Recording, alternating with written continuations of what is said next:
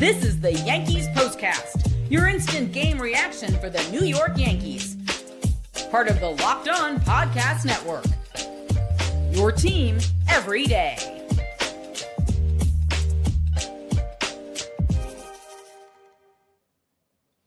All right, the Yankees did what they needed to do. They extended the season. That means there'll be a decisive wild card game number 3. Yanks beat the Red Sox 4-3 in game number 2. How about Austin Wells? The go-ahead RBI single in the 8th inning proved to be the game winner.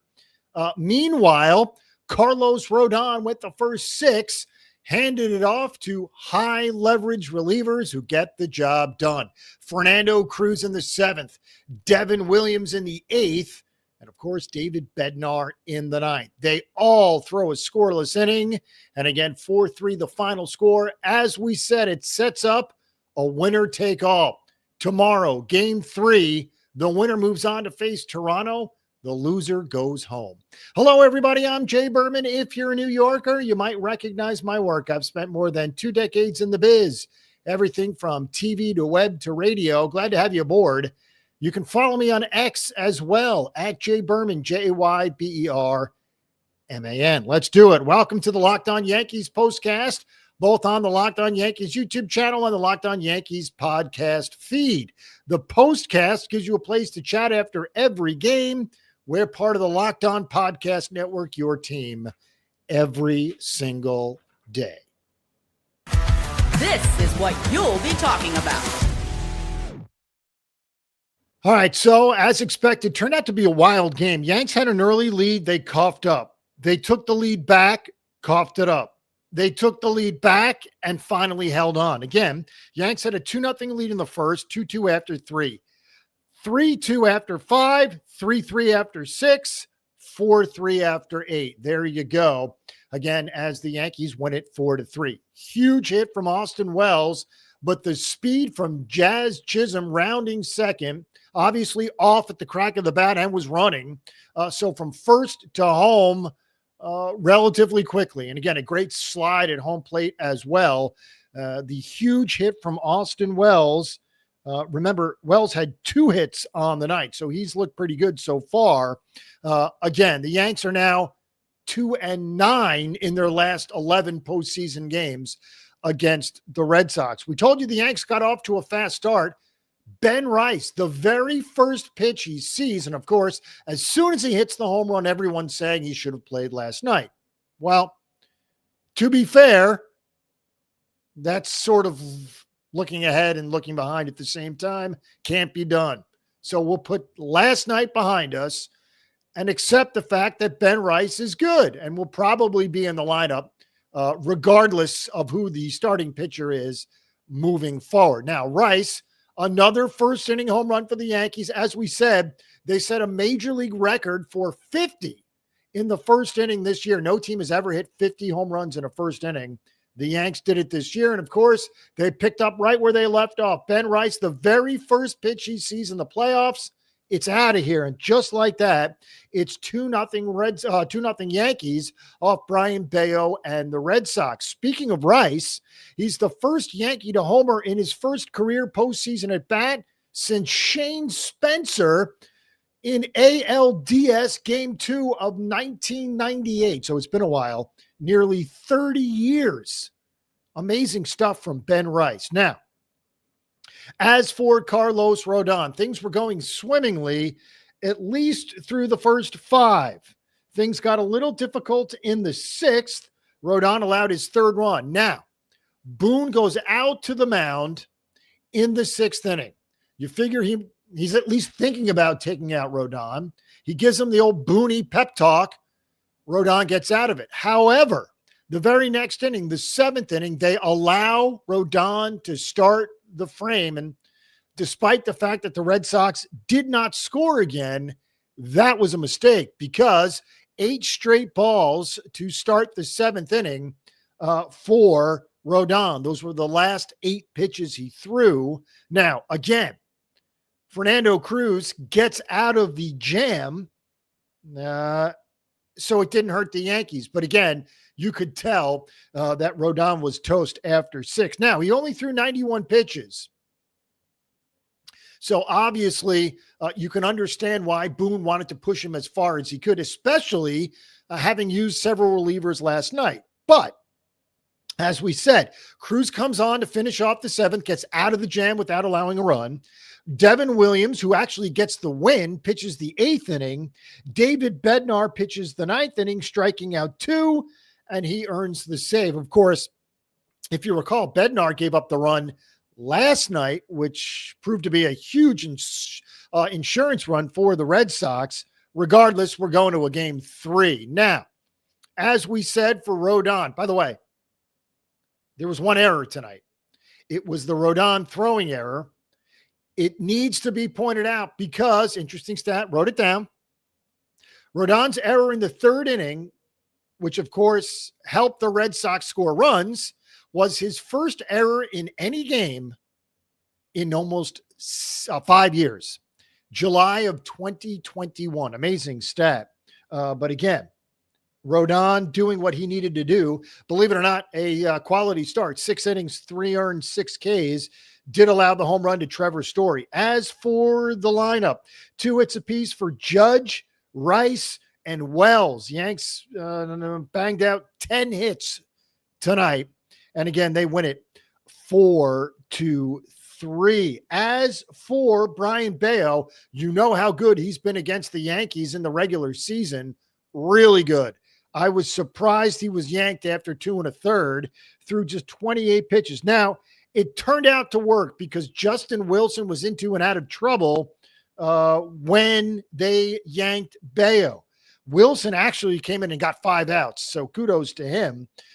Slayton gives up a run, and then obviously Whitlock, who was dead tired at the end. Perhaps Cora, who stuck with Crochet last night, rightfully so. Got to point out the good. Well, maybe he stuck with Garrett Whitlock just a little bit too long tonight. Whitlock, an inning and 2/3, 3 hits, a run, 2 walks, 3 Ks through 47 pitches, which obviously means 2 things. One, he was trying to get as most out of Whitlock as he could tonight, obviously hoping that there wouldn't be a tomorrow. Well, now there is a tomorrow, and part 2 of that is the fact that Whitlock's not going to be available to the Red Sox after throwing nearly 50 pitches in less than 2 innings tonight. All right, we will take a quick break, have some things to get to. We have to do the turning point and the player of the game, and we'll get you set for game number 3. All right, there's nothing like catching a baseball game live. The energy, the crowd, the chance to see your team in person, but actually getting tickets, well, that's the tough part. Queues, login screens, surprise fees. It takes all of the fun out of it. That's why I use Game Time, the app that gives the advantage back to fans. Game Time is fast, easy, and backed by the Game Time guarantee. You'll always get 1,000% authentic tickets delivered on time and at the best price. Plus, all fees are included, so the price you see is the price you pay. The app made it super simple. I could even see the exact view from my seat before buying. I love zone deals, too. They're pretty good. Pick the section, Game Time picks the seats, and you save big. Honestly, it's faster, cheaper, and less stressful than any other way I've bought tickets. Download the Game Time app, create an account, use code LOCKEDONMLB for $20 off your first purchase. Terms apply. Again, promo code LOCKEDONMLB for $20 off. Swipe, tap, ticket, go. Download Game Time today. All right, most people can't name all their financial accounts or even what they're worth, whether it's 401ks, properties, or investments. And when you don't have the full picture, you can't end up leaving, or you can end up leaving money on the table. That's why there's Monarch Money. It's an all-in-one personal finance tool that brings your entire financial life together in one clean, easy-to-use interface on your laptop or your phone. Monarch does the heavy lifting for you. You can link all your accounts in minutes, see clear data visuals, get smart categorization of your spending, and finally feel in control of your money without ever touching a spreadsheet. I linked all my accounts to Monarch and immediately spotted a few subscriptions I wasn't even using. Canceling those alone saved me money every month. Monarch makes it simple to review my finances with my partner. We can both see budgets, goals, and spending activity in one place. Don't let financial opportunities slip through the cracks. Use code LOCKEDONMLB at monarchmoney.com in your browser for half off your first year. That's 50% off your first year at monarchmoney.com with code LOCKEDONMLB. All right, last but not least, FanDuel. The NFL season is here, and FanDuel is making sure you're ready for kickoff with a can't-miss offer. Right now, new customers can bet just $5, and if your bet wins, you'll get $300 in bonus bets to use across the app. I love using FanDuel because it fits however you like to bet. Player props, building a same-game parlay, or even jumping in live as the action unfolds. It makes every game more exciting, whether you're watching your team or just keeping an eye on your fantasy lineup, which we all do. It's quick, easy, and the best way to add a little more energy to Sundays. So are you ready to play? Download the FanDuel app now by visiting FanDuel.com to get started. That's FanDuel.com to place your first $5 bet. All right, we are back, and this one is pretty easy, but we got to do it. Time to reveal where the game was won or lost. It's the turning point. All right, obviously it's Austin Wells' go-ahead hit in the 8th inning off Garrett Whitlock, who was mowing him down, and also worthy of note, Whitlock, the first run he's allowed in 14 games. He has been really good. I understand down the stretch of the season, you're focusing in on your team. You're watching the scoreboard, but you're focusing in on your team. We know all about Aroldis Chapman. We know all about Garrett Crochet. But did you know Garrett Whitlock has been a huge piece of the Red Sox puzzle, and he failed tonight, or at least he faltered because he threw 47 pitches, inning and 2/3, 3 hits, a run, 2 walks, 3 Ks, and coughs up the tie, if you will. 4-3 the final score. So that's your turning point, which of course leads us to this. This is the Locked On Player of the Game. And much like the turning point of the game featured in Austin Wells' hit, well, he is the player of the game for that very hit. Wells, his first career postseason hit that gave his team a lead. Remember, he played a lot last year in the postseason all the way into the World Series, and that's obviously where the Yankees would like to get back to. So again, turning point, the Wells single in the 8th inning. Player of the game, Austin Wells as well. Now, we need to set you up for game 3. We know, or we definitely know who's pitching for the Yankees, or at least starting for the Yankees. That's Cam Schlittler, who, of course, will be making his playoff debut for the Yankees. Now, the same could be said for the Red Sox, who, according to reports, are also going to start a rookie tomorrow.